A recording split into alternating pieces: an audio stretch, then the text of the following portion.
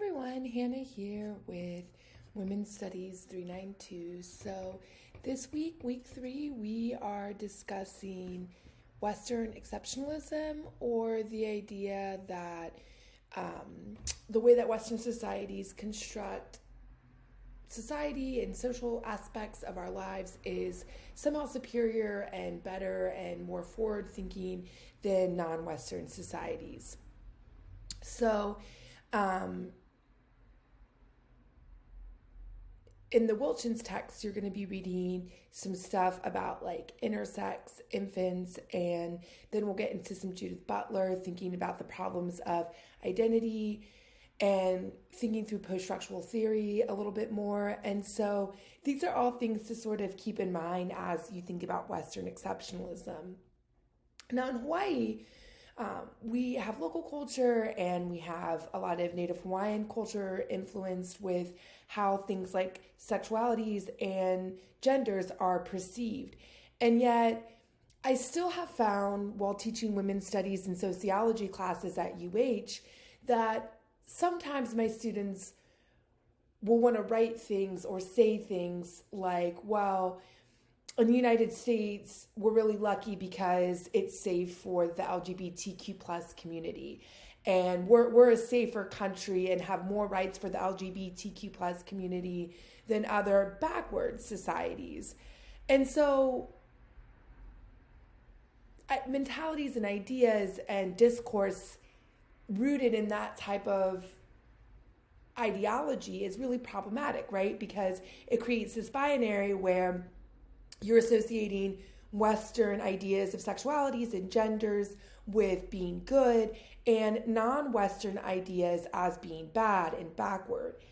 And it's this dual binary that really is damaging and problematic for how we understand sexualities and genders and other social institutions that are heavily influenced by genders and sexualities, such as families or politics and policy and things like that. So when we start to think about things like gender, sexualities, and maybe the healthcare system as a social institution, well, actually in the United States, we don't have very good maternity leave for parents who have children when a partner gives birth. We don't have very good medical coverage, not only for birth, but also for sex reassignment surgery, top surgery, all kinds of things like that, right? So why is it that this false binary about genders and sexualities still exists? It's rooted in Western exceptionalism, right? This idea that Western notions of genders and sexualities are somehow better or more progressive.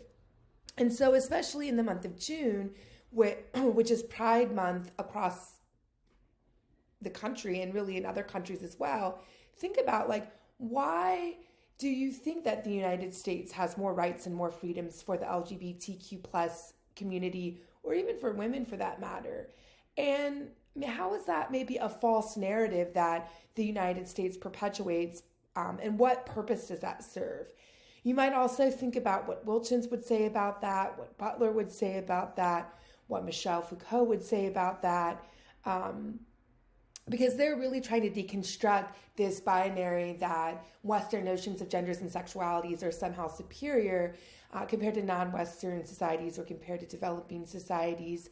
And in fact, we know that in non-Western societies, oftentimes having multiple genders and different notions of sexualities was quite common until settler colonialism sort of infiltrated and Western exceptionalism took off. So I hope you're thinking about these things during week 3, and don't forget that your week discussion board 3 is due Friday by 11:55 p.m.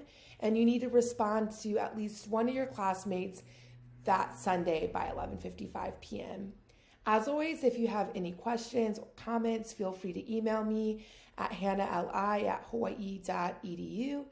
And I look forward to, I'm just starting to read your first short papers, so I'll be giving you feedback shortly, and I look forward to reading that. Have a great week, everyone.